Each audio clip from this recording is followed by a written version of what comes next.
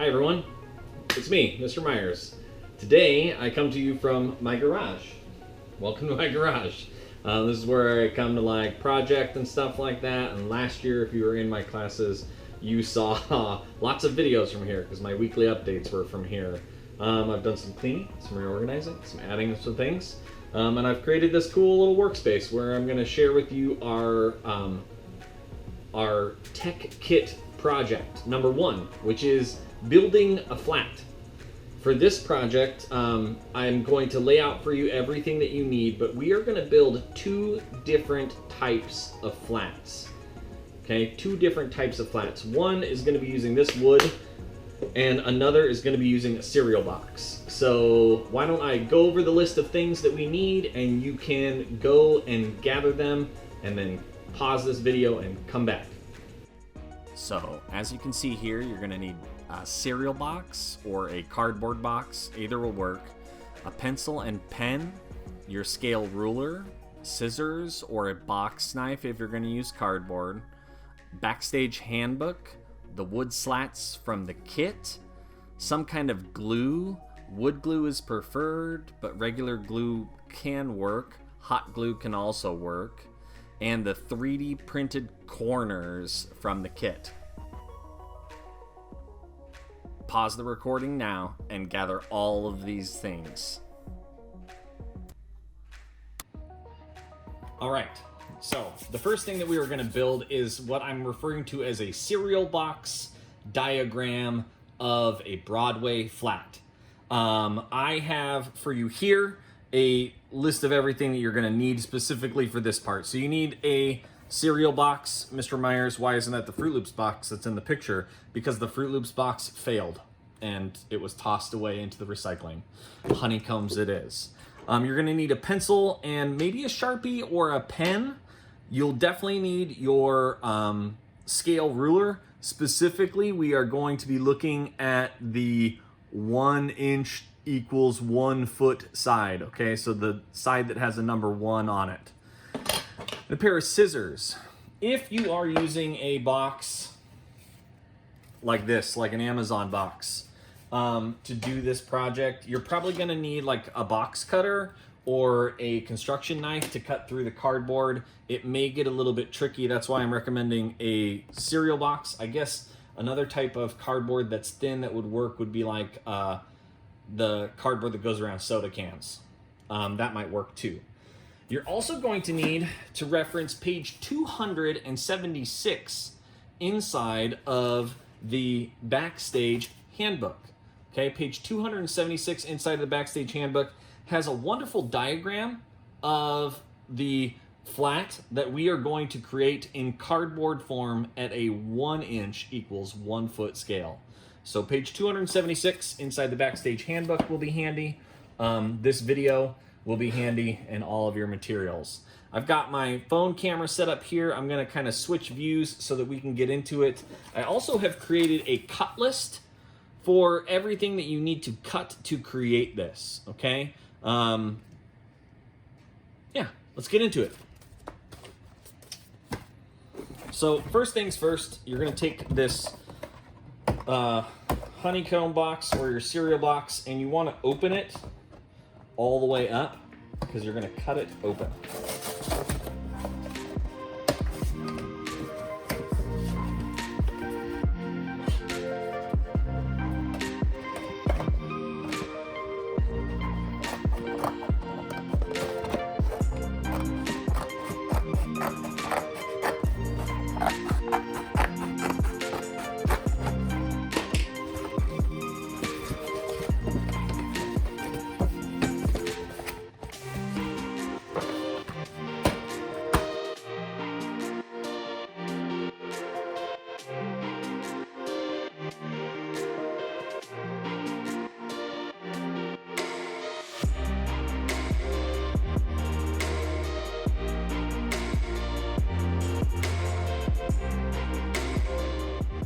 All right, here we go. We're gonna measure out all of the dimensions that we need to cut out our example pieces, okay? Using this cut list, we're gonna assemble this. what you're gonna see me do is draw a large rectangle and then use that rectangle to measure out all of my pieces, okay? Here we go, I'll narrate as I go. So I sped the video up, obviously, so that you wouldn't have to watch the whole process. But you can pause at any point in time or slow it down. First thing, I make a rectangle that is 4 inches by 9.5 inches. Next thing I'm going to do is go to each side and measure down by the 3-inch marks, because each of my pieces of wood are 3 inches. I make a series of 8 marks going down on each side using the scale ruler at 3 inches. And then I connect those lines across, starting with 2 rails, which are 4 inches apiece. I can fit both of those pieces on one line. Label them: top rail, bottom rail. Next line down is a stile. The next 2 lines are stiles that are 9.5 inches long. Then onto the toggles, which are 3.5 inches from each side. Mark and label. Next, I'm going to zoom in because the next piece are straps, and they are small. They're only 8 inches long. So I use the scale, count over to 8, and then I make a series of 4 of those marks. Do it again on the bottom. Connect the lines. I'm not going to label these because they're small. Last thing I have to do is make 4 triangles that are 9 inches. So I make a mark 9 inches up, connect it across, count over 9, count over 9. 2 squares that are 9 by 9, cut them in half, 4 triangles. All right. Now that I have all of them marked out on my piece of cardboard, I'm going to grab the scissors, go to cutting.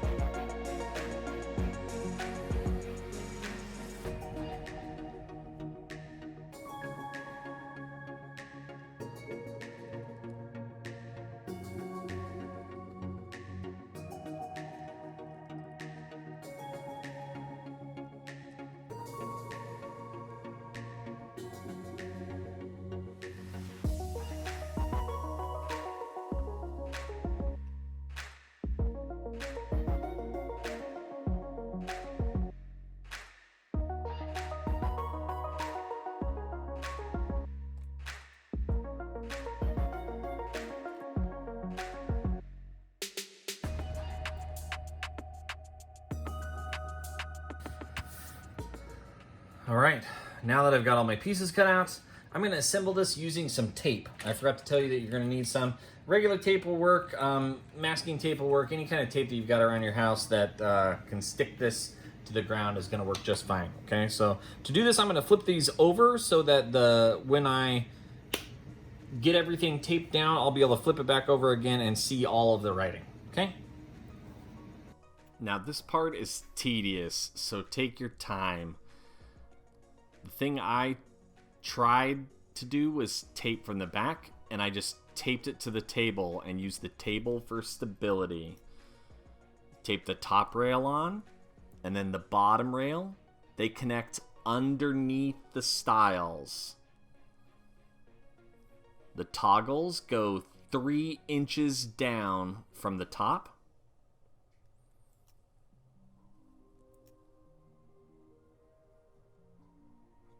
And 3 inches up from the bottom.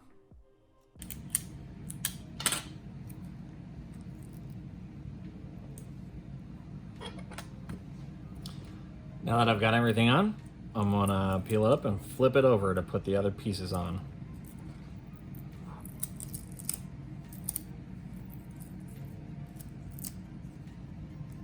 what we have here so far is the basic outline of a flat, okay? Our top rail, our bottom rail, our stiles that run up the side, and our toggle rail, which is on the inside. Notice that we cut these shorter because we have to allow for the 3 inches of room on either side, okay? The things that attach the toggle rails on in real life are called straps. The straps go across the inside with all of this tape. This is going to be really interesting to do. But we're just going to make believe that maybe I'll label all these with an S for strap. Because there's not enough room to write. There's definitely not enough room to write strap on there in my terrible handwriting. So, piece of tape for each.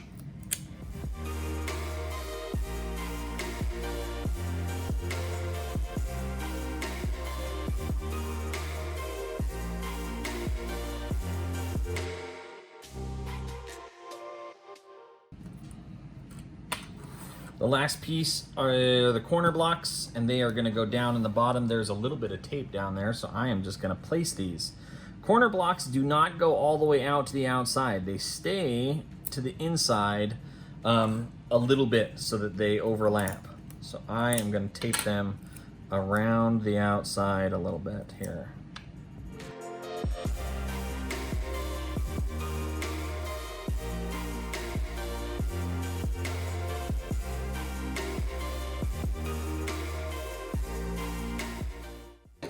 And friends, just like that, you have like a really over-taped diagram made out of cardboard of what goes on an actual flat, a Broadway flat. I am going to just cover this tape up just so that it kind of folds in on itself. Doesn't get sticky everywhere, that's all right.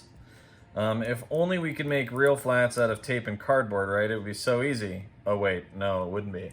Hopefully this one wasn't too bad for you. The next piece is going to be much easier because the parts are already cut for us. So once you get this cardboard Broadway flat done, keep it, because you're going to take a picture of it and submit that picture next to your scale ruler on Schoology. The scale ruler is important in this because I want to see that it is to proper scale. So when you submit your picture on Schoology, make sure that the scale is visible.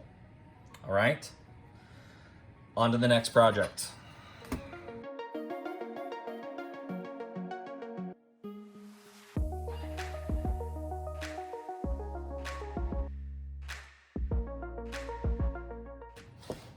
For this one, friends, it's much easier, okay? All you're gonna need is these four pieces of wood. You're gonna need some wood glue, and then you're gonna need these 4 corner braces that Mr. Woodbridge was kind enough to print for us. For these, you can just break these little middle pieces off if you want. If you have access to a pair of scissors or a knife, you can just shave those little parts off of there. These were 3D printed by Mr. Woodbridge, and they're really an excellent addition for us to use. Should be a good Boy Scout and cut away from myself. For this one, it's very simple. Okay, each one of these pieces, which were cut from the technical director at South Puget Sound, was kind enough to cut all these pieces of wood in what are called an end lap cut. Okay, this is called a lap joint. These will overlap like this, and this is why we have a lap joint. What we're going to do is we are going to lay these out and create a little mini flat that we are going to use later on as well, okay?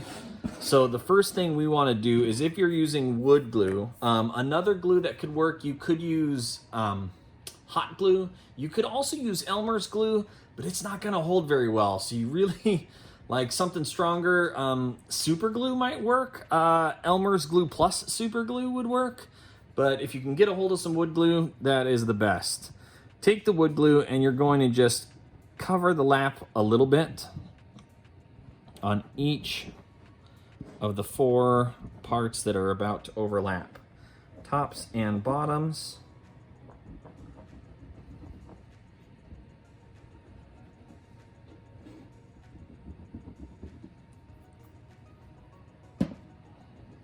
And what we're going to do is we're going to set out 2 to be our sides, and we're going to flip these other 2 over and join them in a square.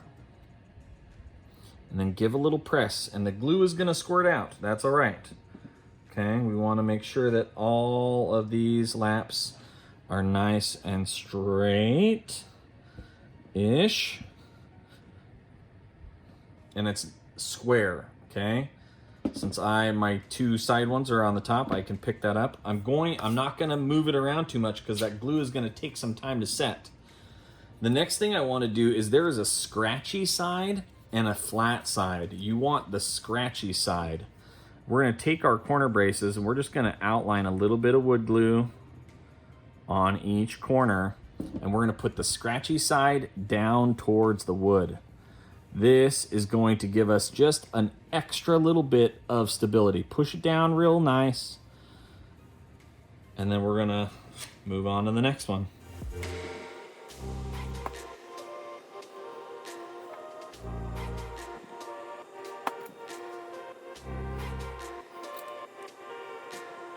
Now, since wood glue takes a little bit of time to set up, I want you to let this dry overnight before moving it.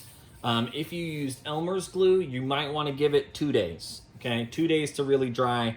Check on it the next day. If Elmer's glue doesn't work, go to Walmart or Fred Meyer's or somewhere and pick yourself up some wood glue.